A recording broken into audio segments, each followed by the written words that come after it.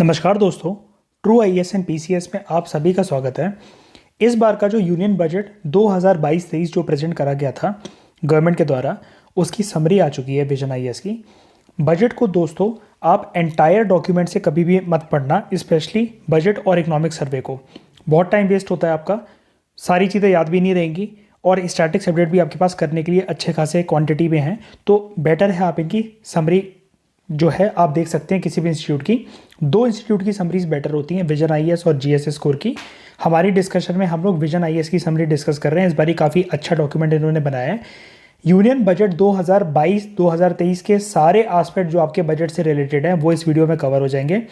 Part wise जो है हम सारे के सारे एस्पेक्ट को कवर करेंगे। ये हमारी वीडियो का डिस्कशन का पार्ट ए है और ऐसे ही आपको धीरे धीरे करके सारे पार्ट मिलते चलेंगे। तो चलिए फटाफट से डिस्कशन को अपनी स्टार्ट करते हैं। विजन आईएएस की बजट की समरी को हम लोग स्टार्ट करते हैं और बजट के सारे कंपोनेंट जो दोस्तों जैसा कि मैंने आपको बताया आपके कवर हो जाएंगे। इससे आपको ओरिजिनल बजट डॉक्यूमेंट जो है वो देखने की बिल्कुल भी ज़रूरत नहीं है। देखिए दोस्तों, होता क्या है कि हमारे पास इतना टाइम होता नहीं है, हमें बहुत सारी चीज़ें स्टैटिक्स अपडेट्स लर्न करने पड़ते हैं। तो आप बेटर ये है कि ऐसे जो गवर्नमेंट डॉक्यूमेंट्स जो दो हमें पढ़कर जाने होते हैं, इकोनॉमिक सर्वे और बजट, तो वो आप विजन आईएएस की समरी से कर सकते हैं। इसके अलावा अगर आप विजन आईएएस की लैंग्वेज अगर आपको थोड़ी सी टफ लगती है या अगर आप सेल्फ स्टडी में बिलीव करते हैं तो आप जीएसएस स्कोर का मटेरियल भी ले सकते हैं। वो भी इक्विवेलेंट अच्छा मटेरियल होता है, वो लोग भी अच्छी समरीज प्रिपेयर करते हैं। तो खैर, अगर विजन आईएएस में आपको दिक्कत आती है तो उसके लिए मैं अब तो बैठा ही हूँ, तो आपको ये बजट का पूरा डॉक्यूमेंट जो है वो कवर करवा दिया जाएगा। तो चलिए डिस्कशन हम लोग अपनी स्टार्ट करते हैं यूनियन बजट 2022-2023 से रिलेटेड। सबसे पहले बिल्कुल बेसिक तरीके से दोस्तों हम लोग इंट्रोडक्शन की बात करते हैं। देखिए, हमारे कॉन्स्टिट्यूशन का जो आर्टिकल 112 है ना, उसके अंदर बोल रखा है कि यूनियन बजट एक बेसिकली स्टेटमेंट होती है, किस एस्टिमेटेड स्टेटमेंट होती है। दोस्तों ये वर्ड आप याद रखिएगा, इंपॉर्टेंट वर्ड है। एस्टिमेटेड स्टेटमेंट होती है कि सरकार का एक साल के अंदर कहाँ कहाँ खर्चा जो है वो होगा, यानी कि एक्सपेंडिचर कहाँ का होगा, और सरकार को रेवेन्यू कहाँ से प्राप्त होगा एक साल के अंदर, और लास्ट ईयर कहाँ से रेवेन्यू आया था और सरकार के खर्चे हुए कहाँ थे। तो ये एक बजट एस्टिमेट होता है। लेकिन बजट जनरली जो होता है दोस्तों फ्यूचर प्रोडक्शन को लेकर होता है, इसलिए अगर आप बजट का नाम देखेंगे तो ये आपको देखने को मिलेगा 2022-23 का जो कि साल चल रहा है। तो उसके अंदर एक एस्टिमेटेड अंदाज़ा लगाया जाता है कि सरकार के पास आने वाले एक साल के अंदर अंदर रेवेन्यू कहाँ कहाँ से आएगा और सरकार का खर्चा कहाँ कहाँ होगा। जैसे इकोनॉमिक सर्वे का नाम होता है वो होता है 2021-22 का इकोनॉमिक सर्वे। तो मतलब उसके अंदर पुराने साल की बात करी जाती है कि पिछले एक साल के अंदर क्या क्या इकोनॉमिक एक्टिविटीज़ हुई थी। तो ये तो हमने बेसिक एस्पेक्ट की बात करी। तो हम लोग बात कर रहे थे आर्टिकल 112 जो है कॉन्स्टिट्यूशन का, उसके अंदर ये बात बोल रखी है कि यूनियन बजट बेसिकली एक स्टेटमेंट होती है कि सरकार का एक साल के अंदर अंदाज़ा लगाया जाता है कि कहाँ कहाँ से उसके पास रेवेन्यू आएगा और सरकार का एक साल के अंदर कहाँ का खर्चा होगा, यानी कि एक्सपेंडिचर कहाँ का होगा। वैसे दोस्तों मैं आपको एक बात बताना चाहूँगा, यूनियन बजट जो टर्म है वो कॉन्स्टिट्यूशन के अंदर मेंशन नहीं है। इसके लिए जो वर्ड मेंशन होता है वो होता है एनुअल फाइनेंशियल स्टेटमेंट। ये आप याद रखिएगा, इस पर क्वेश्चन बन सकता है। इसको प्रिपेयर कौन करता है? मिनिस्ट्री ऑफ फाइनेंस की दोस्तों देखिए एक डिपार्टमेंट है, उसका डिपार्टमेंट ऑफ इकोनॉमिक अफेयर्स। ये एक नोडल बॉडी है जो कि रिस्पॉन्सिबल है बजट को प्रिपेयर करने से रिलेटेड। जो हमारा बजट है यूनियन बजट वो दो वेज में क्लासीफाई होता है, एक रेवेन्यू बजट और दूसरा कैपिटल बजट। जो 2022-23 का बजट जो प्रेजेंट करा गया है वो बात करता है कि किस तरीके से आने वाले साल के अंदर इकोनॉमिक ग्रोथ जो है वो होगी और उसके लिए क्या क्या स्टेप्स लिए जाने चाहिए। ये एक तरीके से फाउंडेशन और ब्लूप्रिंट देने का काम कर रहा है इस साल का बजट। ऐसा सरकार का बोलना है कि किस तरीके से हमें अपनी इकोनॉमी की दिशा और दशा बदलनी है आने वाले 25 सालों के अंदर, क्योंकि इस साल जो है हमारे देश को आज़ाद हुए 75 साल पूरे हो जाएंगे, जिसके लिए हम मना रहे हैं आज़ादी का अमृत महोत्सव। अब आने वाले 25 सालों की रणनीति जो होगी हमारी क्या होगी जब हमारे देश को 100 साल पूरे हो जाएंगे। तो सरकार ने इसके लिए दोस्तों एक टर्म यूज़ करी है जिसको आप याद रख सकते हैं, अमृतकाल। इसके अंदर सरकार का फोकस ये है कि आने वाले 25 सालों के अंदर किस प्रकार से हमारे देश की मैक्रो इकोनॉमिक लेवल ग्रोथ होनी चाहिए, और इसके अलावा मैक्रो इकोनॉमिक ग्रोथ लेवल का मतलब है कि आने वाले 25 सालों के अंदर एक मैक्रो प्लान होना चाहिए हमारे पास कि किस वे में इंडिया प्रोसीड करेगा और जो है अपना स्टेटस जो है वर्ल्ड लेवल पर या फिर डोमेस्टिक लेवल पर लोगों की ज़िंदगियां किस प्रकार से चेंज होंगी एक अच्छी इकोनॉमिक ग्रोथ के साथ। लेकिन इसके साथ साथ ऑल इंक्लूसिव वेलफेयर पे भी फोकस करा गया, यानी कि इंक्लूसिव ग्रोथ के ऊपर खास करके सरकार ने ध्यान दिया कि किस प्रकार से माइक्रो इकोनॉमिक लेवल पर भी ग्रोथ देखने को मिलनी चाहिए। तो दोस्तों कॉम्प्रिहेंसिव तरीके से ये तो हमने इंट्रोडक्शन की बात करी। अब ये जो अमृत काल है ना, आने वाले 25 सालों के अंदर जो सरकार का ब्लूप्रिंट है कि किस प्रकार से ग्रोथ होनी चाहिए, इसके गोल है जो कि सरकार ने इस बजट डॉक्यूमेंट के अंदर बताए हैं। 3 गोल की बात करी गई है दोस्तों, एक एक करके तीनों गोल को समझते हैं। पहले गोल की अगर हम लोग बात करें तो सरकार ने क्रिस्टल क्लियर वे में ये बोल दिया है बजट के अंदर कि आने वाले 25 सालों के अंदर जो है फोकस इस बात पे करा जाएगा कि ग्रोथ हमारी होनी चाहिए, लेकिन वो ऑल इंक्लूसिव वेलफेयर की ग्रोथ होनी चाहिए। कहने का मतलब है, साफ इसका जो इजी मीनिंग निकल कर आता है वो ये है कि रिच और पुअर के बीच में जो गैप है उसको कम करना है। अभी हम लोग इन 3 गोल्स को 200 डिटेल से समझेंगे। दूसरे गोल की बात जो सरकार ने करी है वो ये करी है कि किस तरीके से टेक्नोलॉजी को प्रमोट कर डेवलपमेंट हमें लानी है। इसके अलावा एनर्जी ट्रांजिशन पे बात करी गई है और क्लाइमेट एक्शन लिया जाना चाहिए। और फिर तीसरे गोल की बात करी गई है कि किस प्रकार से हमारे देश में प्राइवेट इन्वेस्टमेंट को प्रमोट करा जाए, इसके साथ साथ पब्लिक इन्वेस्टमेंट को प्रमोट करा जाए, ताकि दोनों पार्टीज़ की इन्वेस्टमेंट के साथ मिलकर जो है एक तरीके की वर्चुअस साइकिल स्टार्ट हो कि किस वे में हमारी इकोनॉमी जो है उसको बूस्ट मिले। अब बजट के दोस्तों 2 पार्ट होते हैं, पार्ट ए जो है और पार्ट बी। ठीक है, पार्ट ए के अंदर क्या है, ये बजट का मैक्रो इकोनॉमिक पार्ट होता है जिसमें मोटी तौर पर सरकार एक आउटलाइन प्रेजेंट करती है कि वो कौन कौन सी स्कीम्स अनाउंस करने जा रही है, वेरियस सेक्टर्स को एलोकेशन कितना दिया गया है आने वाले साल में ग्रोथ करने के लिए, और सरकार इसमें अपनी प्रायोरिटीज़ बताती है। जो बजट का पार्ट बी होता है वो रिलेटेड होता है फाइनेंस बिल से, जिसमें सरकार वेरियस टैक्स प्रपोजल्स, जो कि अगर सरकार ने कोई नए टैक्स इंट्रोड्यूस कर रखे होते हैं उनके बारे में बात करती है, या फिर अभी तक जो टैक्स चले आ रहे हैं वेरियस टैक्स स्लैब्स जो हैं कि इतने इनकम से लेकर इतने परसेंटेज वालों को, इतनी एज से लेकर इतनी एज ग्रुप वालों को कितना टैक्स देना पड़ेगा, इसके बारे में बात चलती है, जैसे इनकम टैक्स। और कुछ इनडायरेक्ट टैक्सेस अगर उसमें कुछ चेंजेस हुए हैं या फिर नए इनडायरेक्ट टैक्सेस इंट्रोड्यूस करे गए हैं या जीएसटी के रेट्स रिवाइज करे गए हैं तो उसके बारे में बात होती है।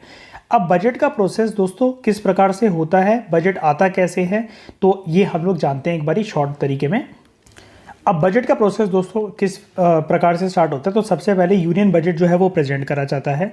उसके बाद यूनियन बजट के ऊपर जनरल डिस्कशन होती है हमारे पार्लियामेंट के दोनों हाउसेस में, लोकसभा में भी और राज्यसभा में भी। उसके बाद कुछ हफ्तों तक हाउस जो है वो एडजर्न रहता है। जो वेरियस हाउसेस की जो स्टैंडिंग कमिटीज़ होती हैं, एक एक मिनिस्ट्री जो डिमांड करती है कि उसे इतना पैसा चाहिए इस साल इस पर्टिकुलर स्कीम को, इस पर्टिकुलर योजना को लॉन्च करने के लिए, तो इसको बोला जाता है डिमांड फॉर ग्रांट, जो है वेरियस मिनिस्ट्रीज़ की इंडिविजुअल तौर पर स्टैंडिंग कमेटी के द्वारा स्क्रूटनाइज करा जाता है कि जो वो डिमांड कर रहे हैं क्या उतने पैसे की सच में ज़रूरत है। तो ये एक तरीके से इन्वेस्टिगेशन का काम करती है स्टैंडिंग कमेटीज़। उसके बाद डिटेल डिस्कशन होती है और वोटिंग होती है कुछ मिनिस्ट्रीज़ की डिमांड फॉर ग्रांट्स के अंदर लोकसभा में। ठीक है, और जो डिमांड फॉर ग्रांट जो वेरियस मिनिस्ट्रीज़ के, क्योंकि देखिए दोस्तों इतना टाइम होता नहीं है पार्लियामेंट में कि सबकी एक एक मिनिस्ट्री की डिमांड को हम लोग सुने, उसके ऊपर चर्चाएं हों। तो कुछ मान लीजिए 5 से 6 मिनिस्ट्रीज़ जो इंपॉर्टेंट होती हैं, जैसे finance ministry, home ministry, defence ministry, ministry of science and technology, इनके ऊपर थॉरली डिबेट एंड डिस्कशन होती है, इनके ऊपर थॉरली डिबेट्स एंड डिस्कशन होती है। बाकी जो मिनिस्ट्रीज़ रह गई होती हैं एक साथ उनकी डिमांड फॉर ग्रांट्स की बात को सुन लिया जाता है। और फाइनली जो है 2 तरह के बिल्स पास करे जाते हैं, एक एप्रोप्रिएशन बिल और दूसरा फाइनेंस बिल, इनको पास करा जाता है ताकि वेरियस मिनिस्ट्रीज़ की जो पैसों की डिमांड थी, जिसको बोला जाता है डिमांड फॉर ग्रांट्स, वो पास करा जाए। अब पार्ट ए जो बजट का है 2022-23 का, ये 4 पिलर्स के ऊपर बेस्ड है। तो ये 4 पिलर्स है कौन से दोस्तों? सबसे पहले बात करी गई है पीएम गति शक्ति के बारे में। डोंट वरी, अभी हम लोग डिटेल में पूरी बात करने जा रहे हैं इनके बारे में। दूसरी इंक्लूसिव डेवलपमेंट, के रिच और पुअर का गैप जो है वो कम होना चाहिए और डेवलपमेंट का फायदा जो है poorest of the poor section को मिले। उसके अलावा किस वे में हमारी प्रोडक्टिविटी इनहेंस होनी चाहिए, इन्वेस्टमेंट को हमें बढ़ाना है, इंडिया के पास क्या क्या नई अपॉर्चुनिटीज़ है जिसको सनराइज अपॉर्चुनिटीज़ कहा गया है, हमें एनर्जी ट्रांजिशन किस प्रकार से करनी है, जैसे इलेक्ट्रिक व्हीकल्स जो हैं वो एक नए इंडिया की पहचान है, और क्लाइमेट एक्शन को हमें देखना है। इसके अलावा हमें इन्वेस्टमेंट को किस तरीके से फाइनेंस करना है इंडियन इकोनॉमी की ग्रोथ को बूस्ट करने के लिए। तो ये सारी बातें करी गई हैं। अब इन 4 पिलर्स के ऊपर एक बारी हम लोग कॉम्प्रिहेंसिव वे में डिस्कशन करते हैं। सबसे पहले बात करते हैं पीएम गति शक्ति के बारे में। तो दोस्तों सबसे पहले बात करी गई है इस अप्रोच के अंदर पीएम गति शक्ति के बारे में। अब ये पीएम गति शक्ति है क्या? जैसे कि नाम से आपको पता लग रहा है, हमें स्पीड बढ़ानी है हमें इंडियन इकोनॉमी की। और वो बढ़ कैसे सकती है? तो बजट में ये बोला गया है अगर इंफ्रास्ट्रक्चर अच्छी तरीके से डेवलप हो तो हमारी इकोनॉमिक ग्रोथ जो है बढ़ सकती है। अब पीएम गति शक्ति के बारे में अगर हम लोग आराम से डिस्कस करें, ये एक ट्रांसफॉर्मेटिव अप्रोच है सरकार की, ऐसा सरकार का बोलना है इस बजट के अंदर, जिसकी वजह से हमारी इकोनॉमिक ग्रोथ जो है और सस्टेनेबल डेवलपमेंट इनको साथ में प्रमोट करा जाएगा। ये 7 इंजन्स के ऊपर ये अप्रोच बेस्ड है, जैसे roads, railways, airports, ports, mass transport, water base और लॉजिस्टिक इंफ्रास्ट्रक्चर। ये जो 7 इंजन्स हैं, ऐसा बोला गया है, ये पार्ट है नेशनल इंफ्रास्ट्रक्चर पाइपलाइन का, और इसको पीएम गति शक्ति जो है फ्रेमवर्क के साथ उसके साथ अलाइन करा जा रहा है। अब इसी बजट के अंदर जो ये पीएम गति शक्ति का कंसेप्ट है दोस्तों, तो सरकार ने इसके लिए एक मास्टर प्लान लॉन्च करा है, उसका नाम है पीएम गति शक्ति नेशनल मास्टर प्लान। इसका एम सिंपल होगा, क्योंकि बात यहाँ पर इंफ्रास्ट्रक्चर की चल रही है, तो किस वे में हमारे देश में अलग अलग सेक्टर्स के लिए एक modern world class infrastructure create करा जाए, इसके ऊपर बात करी गई है। और डिफरेंट लॉजिस्टिक्स जो है रोडवेज, रेलवेज, ठीक है, ropeways, water transport, air transport, इन सबको कनेक्ट करने की बात करी गई है। यहाँ पर जो है इस बारी स्टेट गवर्नमेंट के सहयोग की भी बात करी गई है कि उनके पास अगर कोई इंफ्रास्ट्रक्चर को डेवलप करने के लिए एक बेटर प्लान है तो उसको भी गति शक्ति मास्टर प्लान के अंदर रिस्पेक्ट करी जाएगी और स्टेट गवर्नमेंट्स की भी इक्वल तरीके से इंफ्रास्ट्रक्चर नीड्स को फुलफिल करा जाएगा। यहाँ पर दोस्तों बात करी गई है एक और कि टेक्निकल सपोर्ट जो है वो कैपेसिटी बिल्डिंग कमीशन से आएगा। Various central ministries, state governments, infrastructure agency साथ में मिलकर काम करेंगी और अपनी स्किल्स को अपग्रेड करा जाए, क्योंकि देखिए दोस्तों टेक्नोलॉजी, इनोवेशन, ये सब तो साथ में साइमल्टेनियसली चलता रहता है, ये तो कभी नहीं रुकते, लेकिन इनको अगर स्किल्स के साथ इंप्लीमेंट करा जाए तो ज़्यादा अच्छे से इकोनॉमी को एक पॉजिटिव एस्पेक्ट के साथ जो है फ़ायदा मिलता है, ऐसा सरकार का मानना है इस बजट के दौरान। तो यहाँ पर जो दोस्तों बात करी गई है कि किस वे में ये जो सारी एजेंसीज मिलकर काम करेंगी तो वो अपनी कैपेसिटी को इनहेंस करेंगी, स्पेशली प्लान करते हुए, किसी इंफ्रास्ट्रक्चर प्रोजेक्ट को डिज़ाइन करते हुए और उसको फाइनेंस करते हुए। और फाइनेंस करने के लिए इस बारी इनोवेटिव बेस की बात करी गई है, जिसके बारे में हम लोग बात करेंगे अभी आने वाली डिस्कशन में इसी में। और किस वे में इम्प्लीमेंटेशन जो है उसका ठीक तरीके से मैनेजमेंट हो, और ये पूरे के पूरा पार्ट होगा पीएम गति शक्ति इंफ्रास्ट्रक्चर प्रोजेक्ट का। अब कौन कौन से इंफ्रास्ट्रक्चर की बात करी गई है तो सरकार ने क्रिस्टल क्लियर वे में बताया है। सबसे पहले दोस्तों बात करी गई है रोड ट्रांसपोर्ट की। तो रोड ट्रांसपोर्ट के लिए सरकार ने एक मास्टर प्लान बनाया है, स्पेशली एक्सप्रेसवेज के लिए, जैसे कि यमुना एक्सप्रेसवे के बारे में आपने सुना होगा। तो इसी प्रकार के एक्सप्रेसवेज के लिए सरकार ने एक मास्टर प्लान बनाया है। जैसे इस मास्टर प्लान के अंदर सरकार ने बोला कि नेशनल हाईवेज का जो नेटवर्क है हमारे देश के अंदर आने वाले इस साल के अंदर 2022-23 में वो एक्सपेंड करा जाएगा। 2500 किलोमीटर की और ज़्यादा लेन्स बनाई जाएंगी एक्सप्रेसवे के अंतर्गत, ऐसे एक्सप्रेसवेज और क्रिएट करे जाएंगे। 20,000 करोड़ रुपए जो है उसको मोबिलाइज करा जाएगा various tools and ways of financing से, और ये पब्लिक रिसोर्सेज से पैसा इकट्ठा कर ये एक्सप्रेसवे में लगाया जाएगा। फिर बात करी गई है दोस्तों रेलवेज की, सेकंड इंफ्रास्ट्रक्चर सेक्टर। सरकार ने दोस्तों एक यहाँ पर मॉडल जो है प्रेजेंट करा है बजट के अंदर, जिसका नाम आप याद रख सकते हैं, one nation one product concept, ताकि लोकल बिजनेस और सप्लाई चेन को एक्सपेंड करा जा सके। दूसरा, सरकार ने ये बोला है कि 2000 किलोमीटर की जो रेलवे नेटवर्क है इसको एक प्रोग्राम के अंतर्गत जो है लॉन्च करा जाएगा, जिसका नाम आपको याद रखना है कवच। ये एक हमारा स्वदेशी वर्ल्ड क्लास टेक्नोलॉजी प्रोग्राम है और इसके अंदर रेलवे नेटवर्क की कैपेसिटी को बढ़ाने की बात करी गई है 2022-23 में।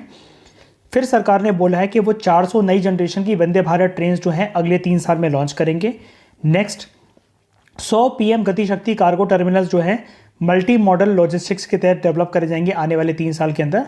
और जो पोस्टल नेटवर्क हैं और रेलवे नेटवर्क हैं इनको कनेक्ट करा जाएगा, इनको इंटीग्रेट करा जाएगा, ताकि जो पार्सल्स हों वो सही टाइम पे डिलीवर हो सके अलग अलग जगह पर जाकर, और लोगों को राहत मिल सके कि अगर वो एक अपना पार्सल प्लेस ए से प्लेस बी पर पहुंचा रहे हैं तो बिना किसी रुकावट के उनकी सीमलेस कनेक्टिविटी हो सके। तीसरे इंफ्रास्ट्रक्चर की जो दोस्तों बात करी गई है सरकार के द्वारा वो है रोपवेज। पहाड़ों पे देखिए दोस्तों, अक्सर होता क्या है कि हिली और माउंटेनियस रीजन्स में जो रोड्स होती हैं वो कुछ इस प्रकार से घूमती हुई होती है। और सबसे बड़ी बात क्या है कि पहाड़ों की चढ़ाई बहुत डिफिकल्ट होती है, तो ओल्ड एज सिटीजन्स जो हैं अगर वो ऐसे किसी डेस्टिनेशन पे जाते हैं उनको काफ़ी ज़्यादा दिक्कत आती है। इसका सबसे फेमस एग्जाम्पल है वैष्णो देवी की चढ़ाई जब करनी पड़ती है, तो इस वे में रोप वेज काफ़ी ज़्यादा काम आते हैं बुज़ुर्गों के। ये तो मैंने आपको एक एग्जांपल दिया और आप वेरियस वे से कनेक्ट कर सकते हैं कि कोई ओवरवेट है, किसी को ऑक्सीजन की कमी है, कोई एस्थमेटिक पेशेंट है, तो पहाड़ों की चढ़ाई करते हुए उनको इस प्रकार की दिक्कत आ सकती है। अब हम ये तो नहीं बोल सकते कि आप जाइए ही मत वहाँ पर अगर आपको इस तरह की दिक्कत है, अगर आप मोटे हैं या अगर आप बुज़ुर्ग हो गए हैं। अरे भाई क्यों नहीं जाओ, क्योंकि हमें तो सॉल्यूशन ओरिएंटेड होना चाहिए ना।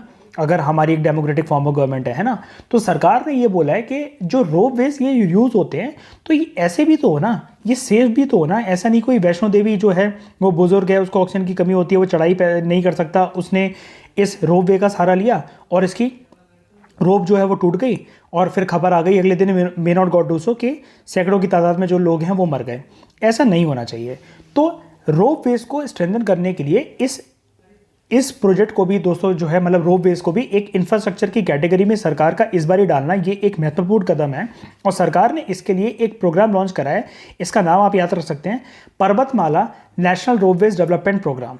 इसको पब्लिक प्राइवेट पार्टनरशिप मोड पर सरकार ने लॉन्च करने की बात करी गई है कि कैसे इकोलॉजिकली सस्टेनेबल वे में जो है इसको लॉन्च करा जाएगा। और ये एक ऑल्टरनेटिव की तरह सर्व करेगा एज कन्वेंशनल रोड्स की। अभी तक रोडों का सहारा लेकर अगर आप पहाड़ों की चढ़ाई करते हैं तो अब आपके पास एक ऑल्टरनेटिव होगा, स्पेशली उन डिफिकल्ट हिली एरियाज के टेरेन में। और यहाँ पर बात सिर्फ टूरिज्म की नहीं है दोस्तों, डेली लाइफ जो रोज़मर्रा की ज़िंदगी है उसमें भी लोग इसका यूज़ कर सकते हैं। अगर हिली टेरेन में ऐसी प्रॉपर तरीके से फैसिलिटी हो, जैसे रिवर्स वाले एरिया में जो है बोट और फेरी सर्विसेज होती हैं, ऐसी रोपवे सर्विसेज को स्ट्रेंथन करने की बात करी गई है। ठीक है, फिर उसके बाद है मास अर्बन ट्रांसपोर्ट की बात करी गई है। मास अर्बन ट्रांसपोर्ट का दोस्तों मतलब क्या होता है? इसका मतलब ये होता है कि ऐसे किसी ट्रांसपोर्ट को जिसको बल्क में काफ़ी सारे सिटीजन्स यूज़ करते हैं, तो सरकार ने यहाँ पर बात करी है कि वो मल्टी मॉडल कनेक्टिविटी जो है इंश्योर करेंगे मास अर्बन ट्रांसपोर्ट और रेलवे स्टेशन के बीच में।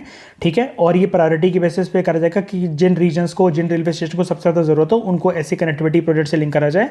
अब यहाँ पर रेलवे स्टेशन की अगर दोस्तों बात करी गई है तो अर्बन सिटीज़ में जैसे मेट्रो सिस्टम्स हैं, उनके डिज़ाइनिंग वर्क पर, उनके इंफ्रास्ट्रक्चर को स्ट्रेंथन करने पर बात करी जाएगी कि किस तरीके से सिविल स्ट्रक्चर जो है इस ऐसे ट्रांसपोर्ट सिस्टम का जो है वो रीओरिएंट करा जाए इंडियन कंडीशंस और इंडियन नीड्स के हिसाब से, कि जिस प्रकार से हमारी सड़कें हैं, लोगों की जनसंख्या बढ़ती चली जा रही है, लोग जॉब करने वाले शहरों में बढ़ते चले जा रहे हैं, तो किस प्रकार से कनेक्टिविटी मॉडल की बात करी गई है। ये वाला पॉइंट ईजी है, इसमें कुछ लर्न करने वाली बात नहीं है।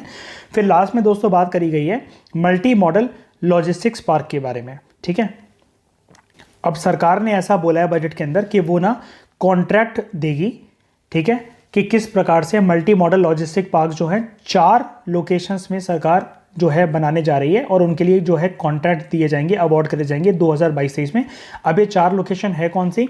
तो इस साल के करंट अफेयर में जब भी सरकार जो है अवार्ड करती जाएगी एक एक को, वो आते चले जाएंगे। बजट के बारे में ऑब्वियसली बात इसलिए प्रेजेंट नहीं करा गया क्योंकि अभी ये सिर्फ एक आइडिया, अभी इंप्लीमेंट नहीं हुआ है, वो 4 लोकेशन डिसाइड नहीं हुई है। सरकार इनको कॉन्ट्रैक्ट देगी जिन भी पार्टीज को, तो वो डिसाइड होगा कि कौन कौन सी स्टेट्स में ये मल्टी मॉडल लॉजिस्टिक पार्क्स आने वाला है। तो दोस्तों इस प्रकार से हमने जो अपना पहला आस्पेक्ट है ना, जो पहला पिलर है जो कि बजट के अंदर प्रपोज करा गया था, पीएम गति शक्ति से रिलेटेड, इसको हमने कवर करा। अब दूसरे एस्पेक्ट की तरफ हम लोग बात करते हैं जो कि है हमारा इंक्लूसिव डेवलपमेंट से रिलेटेड।